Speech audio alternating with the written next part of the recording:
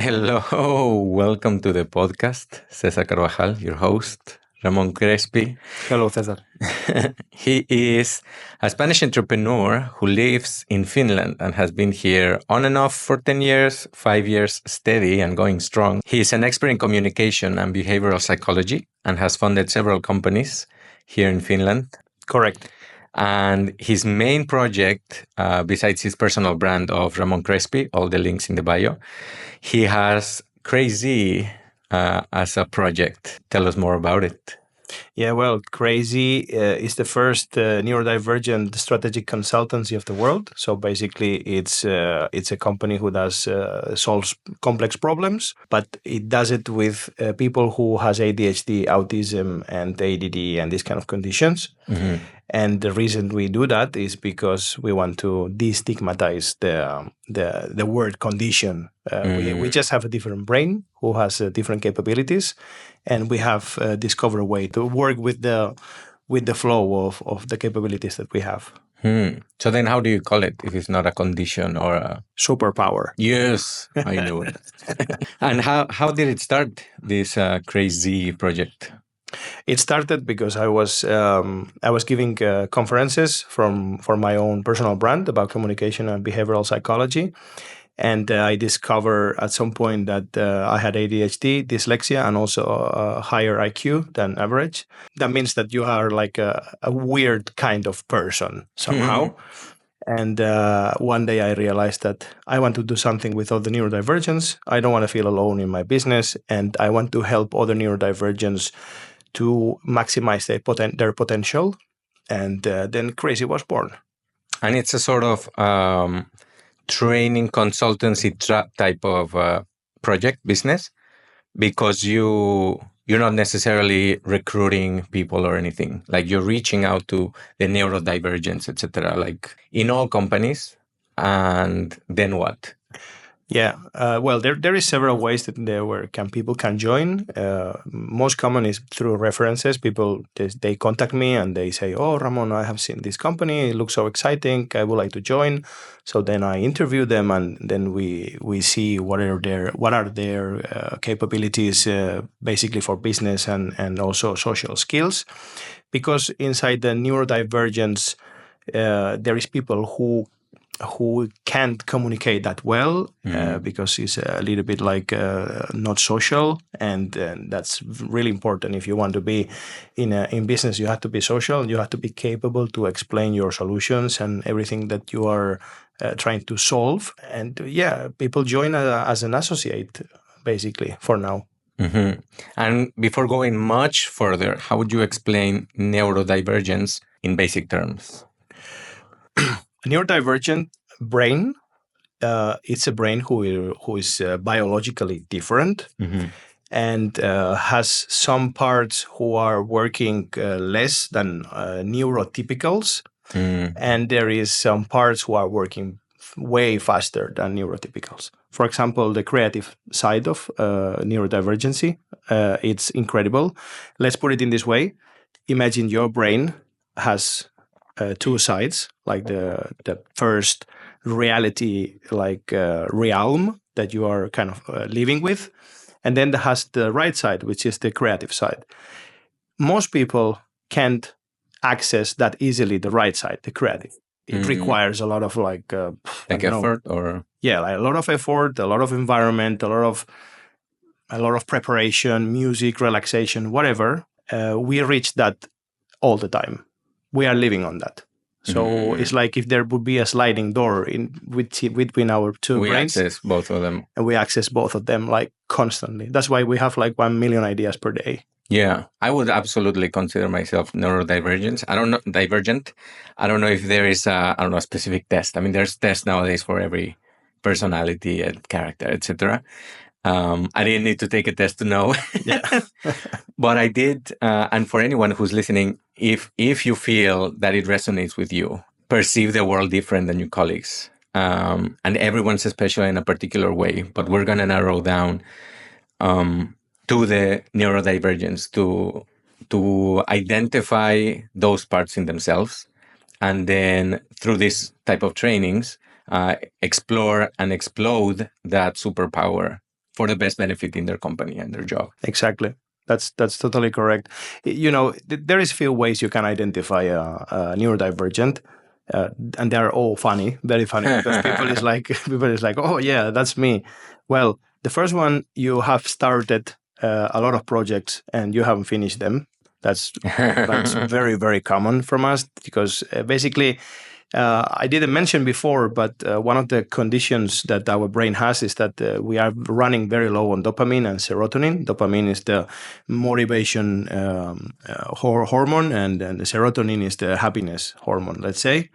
And we are running low on those things. So we are constantly chasing ways to lift it up, constantly, through projects, through activities, through sport, through emotional eating, through anything you can imagine. That's why also there is a lot of problems with drugs within neurodivergence, because they get hooked to anything just because of the dopamine. So it's really, really serious thing. What are some typical advices to improve oneself as a neurodivergent?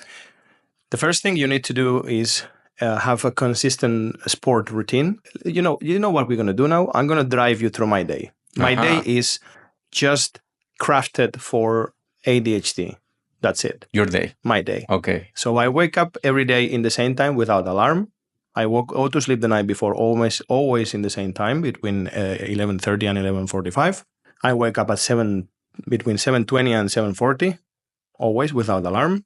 And then when I wake up, I take water with salt and lemon to hydrate myself straight away and get all the electrolytes running. Then I go to gym, fasted. I don't eat anything.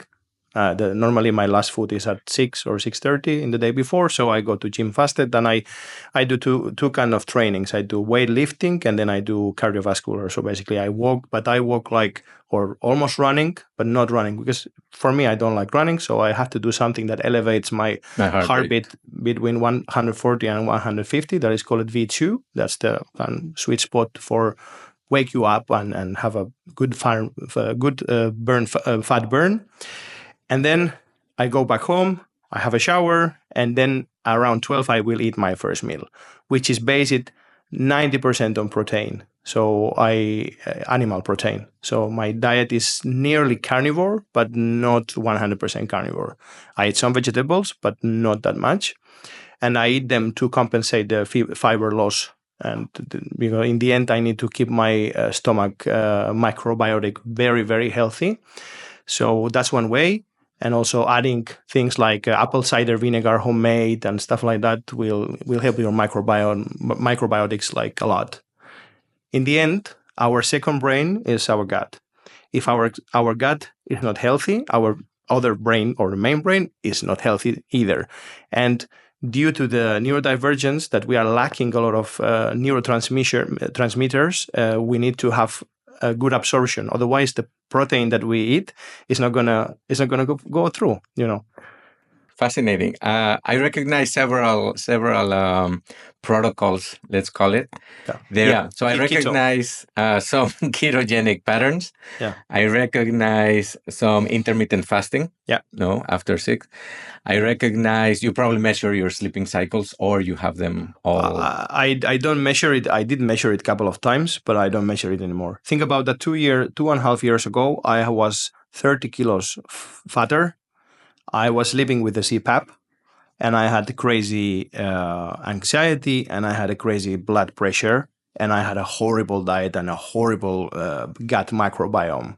So everything that I did is been kind of fine-tuning myself in body habits, mind, everything. And obviously, when you are nearly to the 40s and you are diagnosed with ADHD, dyslexia, and high IQ, your whole fucking life will make sense like this.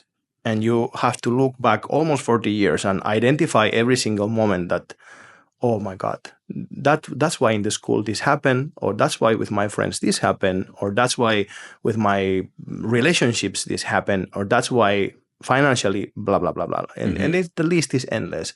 So because of that, you somehow end into a period of anxiety and nearly depression, because you are your Ramon version 1 until almost the 40s was broken. And now you are disrupted. Yeah, now you are like building. You have to build another Ramon Version to continue. 2.0. Yeah, version 2.0, and that's what I did. The biohacking really shows. Absolutely. I'll tell you something I didn't fully get from your day is and I don't know if you do them, manifestations, law of attraction. Do you? I relate with all of that. I don't do it every day, but it's in my mindset installed anyway. I stopped a long time ago thinking on money as a way of why I'm doing things. And Crazee is the best example of it. Crazee is the example. It's a non-profit organization.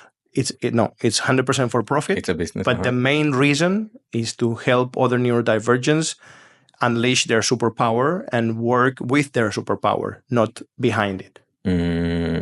Yeah. First recognize it. Yeah. Then turn their life with the improvement, performance, mindset, and then use it as a superpower. Of course. And this I learned it, this is called self-knowledge, let's say, or self-awareness. Self-awareness, yeah, now is a topic that is becoming popular. And I have a mentor about this that is, by the way, Mexican, Christian Marquina. Shout out to Christian Martina. Yeah. And Christian came as a present for my life. Somebody sent me a reel, a friend of mine, actually, who is a Venezuelan guy who lives in Finland. He said, look, you should watch it. And Christian is a Mexican psychologist who created a way to understand the temperaments of the people. So basically, depending on your morphology and the shape of your body, he can identify like things that you would be like blown away in your mind if you actually get that. So I met him. I bought his book. I read it, and we became friends. But we are like really best friends nowadays. It's incredible. And through Christian, I have understood who I was. I could identify not only because ADHD, dyslexia, and high IQ or whatever.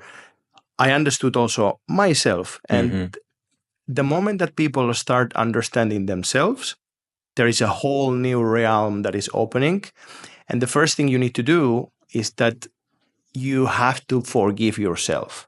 Yeah. And that's super hard because you've been all your life doing something in a way. Or in a perfectionistic way. Perfectionist, maybe. Or I'm going to satisfy my parents. I'm going to make proud my family. I'm going to make proud myself. And then there is a moment that you have to stop and say, okay, Ramon, it's okay if you had 2 bankruptcies. It's okay if you had, problems with your parents or with a friend. Failures or whatever. Or your failures or your biggest fears. It's okay. You had a version of you who were a little bit broken. Now you understand it. And now another life comes ahead of you. So you have an incredible new opportunity to make the best of yourself. And I think that, I don't know if that realization or questioning even is very typical, like after 30s, Saturn return, a midlife crisis. I mean, now there's quarter life, third life, midlife. Every stage has a crisis. All of them. And what books, for example, do you recommend, and like which principles do you live by? Well, now you are touching something funny. I mentioned I have dyslexia, so my reading is the worst ever. I buy books just because I want to prize the authors. So most of the books I have at home, I have been reading like 30 pages. And then I get burned out because my concentration can't stick there. Then you go to audiobooks. Then I go to audiobooks. Speed twice, no? Twice the speed? No. I don't do that. I don't do that because I want to respect the author and I want to understand fully what he's trying to say. I'm just not want to suck content and I want to understand it. Yeah, it's a principle thing. But the books I've been reading, they are more about especially finance. It's actually funny because my brain decides what gives you more dopamine. And I've been through finance. All what I learned about biohacking, all what I learned about the psychology, neurology, biology, everything like this, I learned it through podcasts. And I can name you the podcast by memory, no by heart. Yeah, by memory, by heart, because I love them. Tell me 2. Two. Okay, Andrew Huberman, the Huberman Lab. Yes. I've been even having some interactions with him in Twitter or X because of the talking about the light in Finland and the sat lamps and all this kind of stuff. And the second one is The Ultimate Human that I don't know. by Gary Brecka. Gary Brecka is like, this guy was predicting death. So he was working for American insurance companies, and he would watch your blood work. Habits, blood work, everything, and then predict your death. And he would predict it by like weeks, like incredibly accurate. And one day he realized that, okay, I don't want to work anymore in this industry where I'm kind of just predicting people's death. I want to help them live longer. So he created a whole new thing that is about biohacking, human protocols, biology, nutrition, how you are deficient in some vitamins that can determine like your whole life, like incredible. And that's been like two of my main sources of wisdom for learning about biohacking in general. What about, this is on the logical brain, on the professional life, on your everyday. What about on your emotional coefficient, emotional intelligence? How do you approach that? Well, that's also very interesting because I have like something called hypersensitivity. So basically, for the emotionals, I feel the emotions in a way that most people would kind of get crazy. If I see somebody falling in the stairs, I feel the hits. Like they fall and you're like, oh, yeah. Like I felt but that. I physically feel them. Like not as hard as, of course, they are hitting themselves, but my brain processes the image, imagines the pain, and reflects the pain in like the similar areas where the person is feeling it. So that goes all the way through when somebody's telling me some story and I'm kind of listening them and trying to understand them. And I read... On the empathy side, yeah. Yeah. I read their micro expressions really well.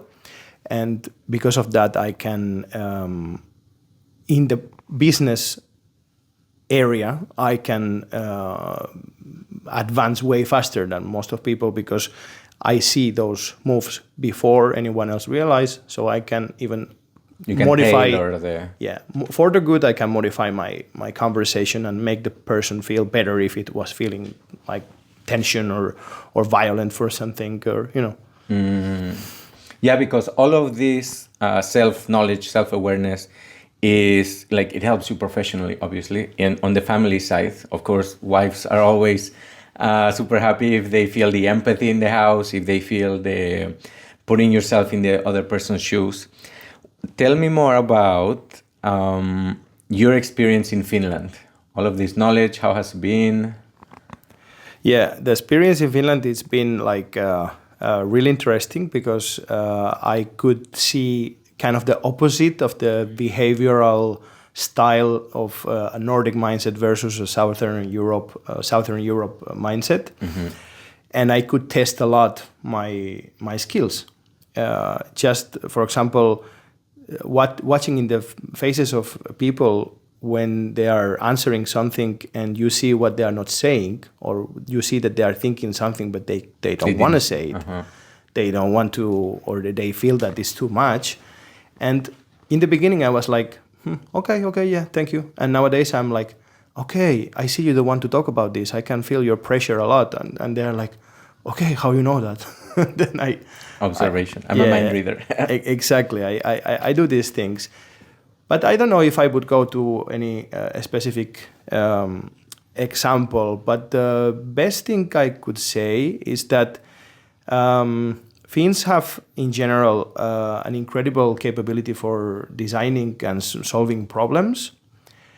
But when it comes to the moment to talk about the solutions they made, they get only technical.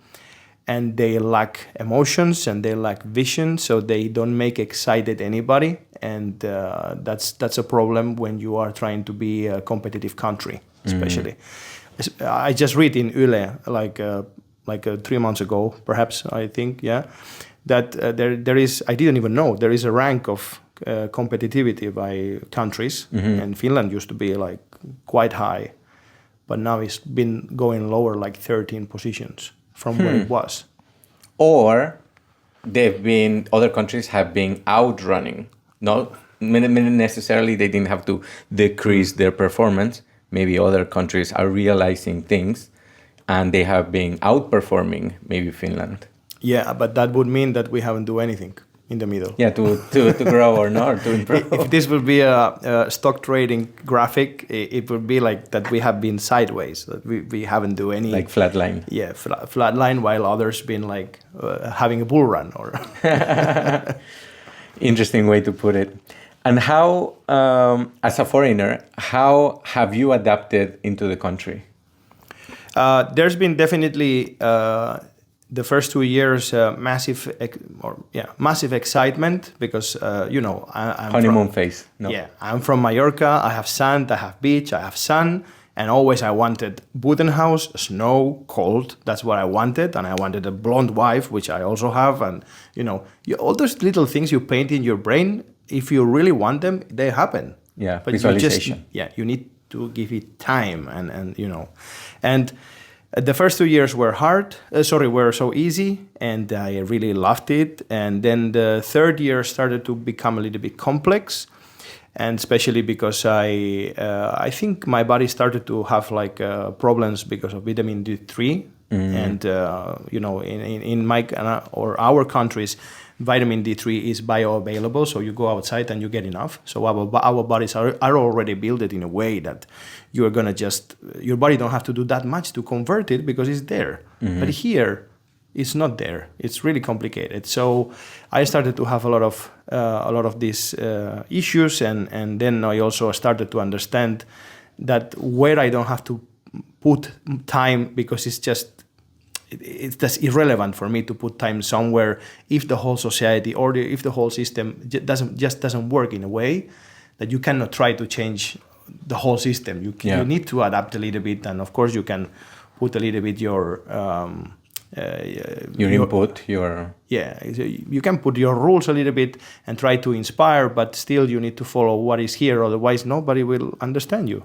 Do you feel that after you came from abroad into here, have you known yourself a little bit more? I have this theory that when foreigners, like people who are warm-blooded, we come from sunny places, we come here and the winter kind of numbs you down a bit. It does give you a time to reflect because you're not excited everywhere. You're not going out into the sun.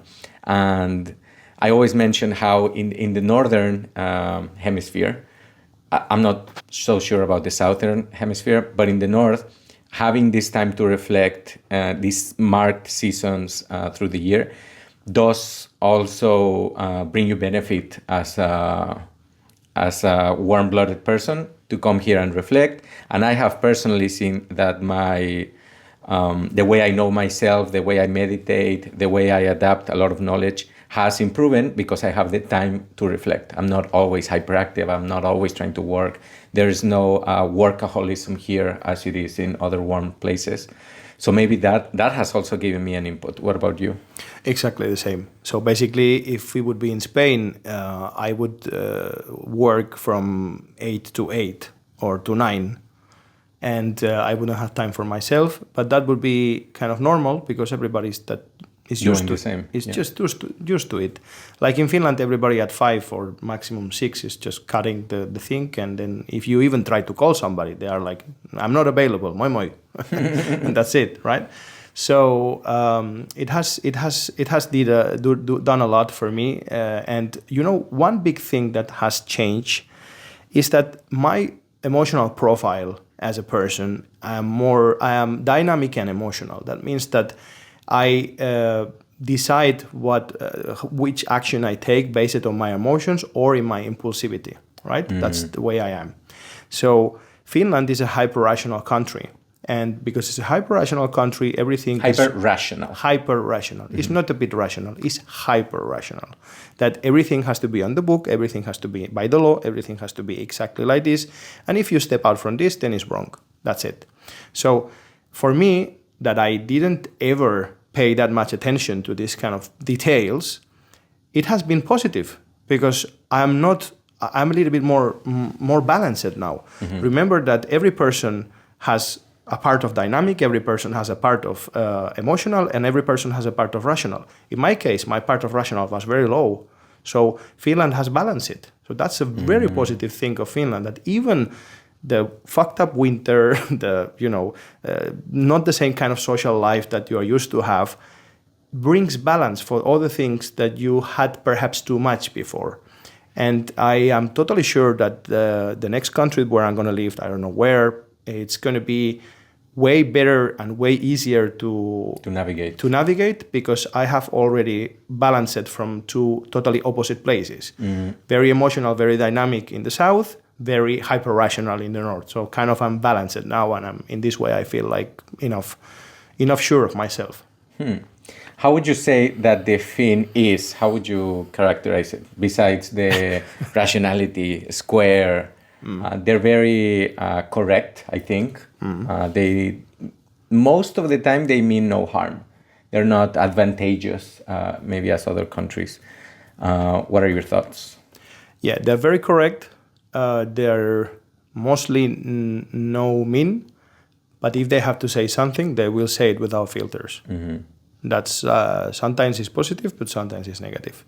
It depends to who you are telling it and how you are telling it, and it's and here we come back again to the communication skills. That depends how you tell it. It makes a difference. So if you are just if they tell them, exactly. If they also communicate. If they tell, if they get to that point.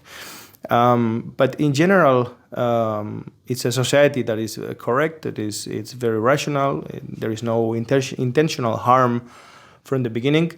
But also, I would say a negative part is that they are a little bit thinking small. Even they are doing great things and they want to promote it. That I agree that Finland has like incredible like things. They are still thinking small. And they're a bit complacent. Like, where I am is fine. Yeah, I cannot ask too much, or I cannot show how good I am in something because it's not nicely appreciated by the Finnish society. If you are too good in something, then you are kind of selling too much. Disrupting. Yeah. And if you try to sell, I always say the same. Finns don't like to be sold, but they love to buy. Yeah. So it's like whatever, because in the end, everything that we are doing in our life is selling. You are selling yourself to negotiate with your wife if you are going here or there, like already into that perspective. So if you link everything to the communication, you will end up to the point where if your communication is not right and you are thinking small, you are not moving too much. And this is again, and I'm sorry to say, but it's again the photo of a flat line that we had. I've been talking even with some friends, like if you compare ourselves with, if you compare Finland with Lithuania. I never been in Lithuania, but just looking their let's say salary growth, that everybody will understand. I won't start to introduce technicalities. Salary growth. 10 years ago, Finland had similar salaries than now, let's say. Lithuania had, I don't know, I think it was like 700 euros salary.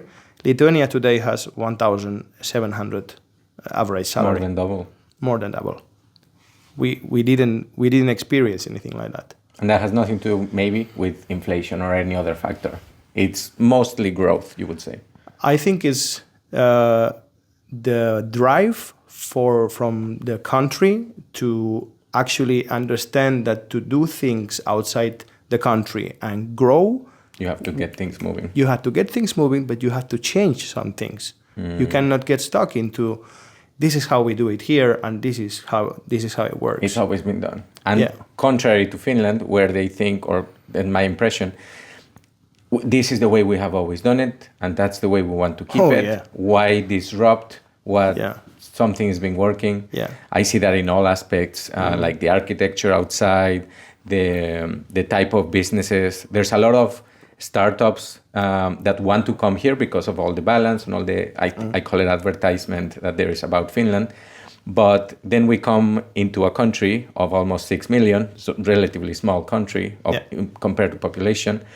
And then we want to disrupt things. And then we want to put and come and everything. And the local, the Finn, maybe doesn't want to change, or the majority doesn't want to change. So like you were mentioning, there is a kind of like a duality in how they think and they sell themselves and how they actually act and how they actually perceive the day to day. Exactly, and you can see it. There is a few Finns who are incredible and they made it. But if you analyze them, they are very good communicators. They are even loud when they are talking. They are not ashamed of anything. That's another topic to cover, maybe perhaps other day. They're ashamed of many things, but that I don't even see why many people should be ashamed of anything in Finland. But it's like something that runs into the blood over here. I don't know why, but yeah. So you can see that they are successful because they are just breaking the average. They are absolutely the average Finn, absolutely doing the opposite. And then you are like, whoa, wow, he has made it or she has made it, amazing. And he has made it because it's different. He had to break a little bit the stereotype. Go ahead. And I'm kind of surprised because the Finn, averagely, they are well traveled. They have gone outside. They have gone and lived at other countries. Like they're kind of aware what the food is, what the culture is, and everything. Sometimes they come back, and I feel that when they come back to their previous self. Baseline, to their baseline. 100%. And that either doesn't drive completely forward, and they acknowledge, like they see an international coming here and doing the extra effort to learn the language, doing the extra effort to sell things, to entrepreneur and to evolve. And they sometimes they recognize it and sometimes applaud it. Like people have told me, hey, your Finnish is decent. I understand you. Congratulations. And on the other hand, they're not the ambitious type. They're not, maybe they don't want to be like other capitals in the world, but it would give them a lot of growth if they do. Absolutely, but this is what I was trying to find a word before for this. Is like when you are kind of shy and you try to be in the second step and not be too notorious.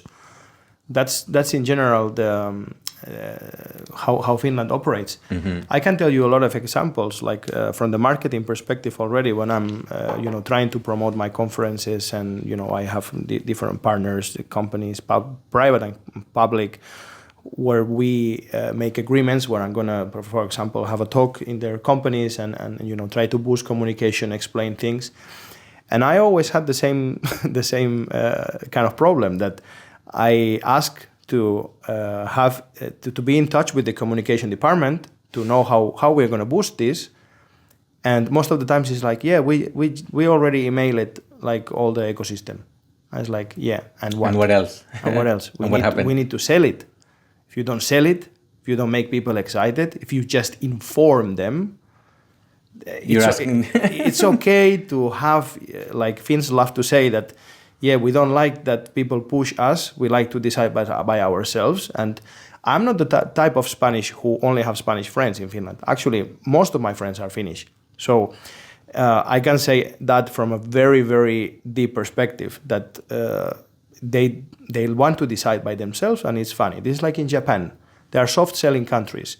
People like to be informed, and then when the time match their need, their brain, they want their spending capability, whatever, they will decide.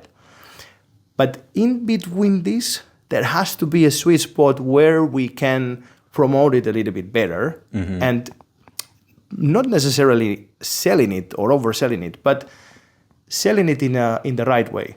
Make a real campaign, not only email. Let's make email. Let's make reels. Let's make ads. Let's make let's like a do holistic things. Approach. Let's do things that people will get to know about it. Because it feels like they're asking for permission to sell you. Can I sell you? Can you, when you're ready, you can buy, you can click the link, etc. Finland has the best to succeed. We have the stability. Finns, they only want to talk about something if it's enough relevant. I'm going to narrow it down to we need to make better questions, and we don't have to be afraid of asking enough information in order to avoid assumptions and take better decisions. This is one. And the other one is that we have to introduce in Finland in general a little bit of flexibility for exact definitions. And now you are wondering, what is an exact definition? Okay, I will explain you. Imagine that you are a lawyer, right?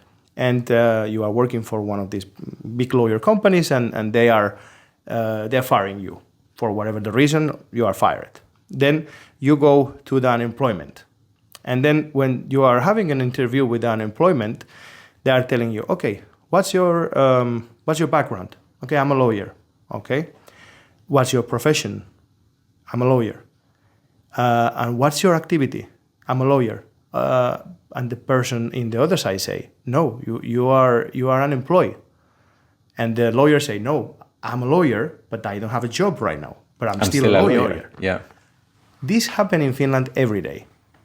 Like, people is so stuck with the exact definitions that they forget how to be flexible in the middle. And this creates so much conflict to so many things. Do you think a doctor who is not having a job for 3 months is unemployed and is not a doctor in the meantime? A doctor is a doctor. Yeah. Do you think I'm an entrepreneur, I founded 9 companies. If I stop one of my companies, or I stop my company for whatever the reason for 3 months, I'm unemployed, or I'm not an entrepreneur anymore?